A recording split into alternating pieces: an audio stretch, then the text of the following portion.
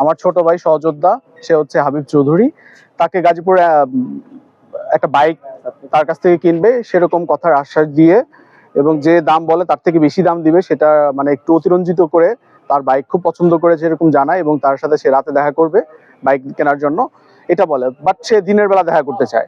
পরবর্তীতে তার সাথে সে যুগীতলা মগরখাল নামক জায়গায় দেখা করে, এবং দেখা করার পর 10টার দিকে দেখা করে, প্রায় 12:30 বা 12:25-এর দিকে তখন তারা দুইজন ছিল দুর্বৃত্তকারী, একজন তার কাছ থেকে কাগজপত্র নিয়ে বাইকে বসে তারা যখন বাইকটা রানিং করে চলে যাবে, তার মানে বাইকটা ছিনতাই করা তাদের উদ্দেশ্য ছিল না, উদ্দেশ্য ছিল মার্ডার করা। এবং ভবিষ্যৎ হোক নিরাপদ, বিনিয়োগ হোক বিশ্বস্ত, আর আমার পছন্দ সল্ট বে। ওয়েলকাম টু সল্ট বে। প্ল্যান করা ছিল, পরিকল্পিতভাবে তারা প্ল্যান করেই বাইকের অজুহাত দিয়ে, কেনার অজুহাত দিয়ে তারা এসে তাকে মাথায় গুলি করে মারার অ্যাটেম্প নেওয়াটাই তাদের মূল উদ্দেশ্য ছিল। ফেসবুক মাধ্যমে আমি পোস্ট করার পর অনেকেই মেসেজ দেয় গাড়িটা নেওয়ার জন্য, তাদের সাথে দামে বোন ছিল না, এবং আরেকজন আমাকে মেসেজ দিয়ে বলে যে ভাই আপনি যে দাম দিচ্ছেন সেই দাম দিব, আরো 500 টাকা 1000 টাকা বেশি দিব, আপনি গাড়িটা দিয়েন না কাউকে, আমাকেই দিয়েন। তো সেই আশ্বাসে আমি তার সাথে যোগাযোগ করি এবং সে আসে আমার কাছে। সে আমাকে বলে যে ভাই রাতে দেখা করি, রাতে আসি এমন শুন।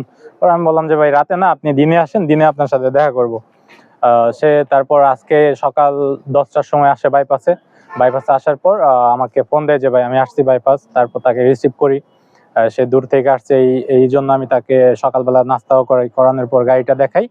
সে গাড়ি চালাবে বলে আমার গাড়িটা নেওয়ার পর তার সাথে আরেকজন ছিল, সে বললো ভাই গাড়ির পেপারস গুলো দেন, দেখি সবকিছু ঠিক আছে কিনা। তো আমি পেপারস গুলা ওর সাথে যে আসছিল তারে দিলাম। দেওয়ার পর যে গাড়ি চালাচ্ছিল সে একটু গাড়িটা নিয়ে সামনে গেল, যাওয়ার কিছুক্ষণ পরেই 30 সেকেন্ড পর তার সাথে যে ছিল, আমাদের সাথে ছিল, তারে ডাক দিছে। দেওয়ার পর বলতেছে ভাই ডাকলো, আমি জিজ্ঞেস করি কি জন্য ডাকলো। তারপর সে গাড়িতে বসলো, বসার পর আমাকে ডাক দিছে, হাতে ইশারা দিয়ে ডাক দিয়ে, আমি ভাবলাম হয়তো বা কাগজটা দিবে বা কথা বলবে, এই ভেবে আমি সামনে আগানোর পর আমাকে আমার মাথার দিকে তাক করে প্রথম গুলিটা করে। তখন আমি আতঙ্ক হয়ে যাই যে কেন গুলি করলো বা কি আসলে বিষয়, তারা কারা, ভয় পাওয়ার পর আমি আবার দৌড় দেওয়ার পর সাথে সাথে আরেকটা গুলি করে, সেই গুলিটা আমার হাতের নিচ দিয়ে যায় এবং প্রথম গুলিটা আমার কানের এদিক দিয়ে যায়, যেটা আমি স্পষ্ট বুঝতে পাই। এবং এই গুলিটা গিয়ে আরেকটা দোকানে লাগে। ভাগ্যক্রমে ওইখানে কোনো লোক ছিল না, থাকলে তাদের গায়েও লাগতে পারতো। এই হচ্ছে বিস্তারিত।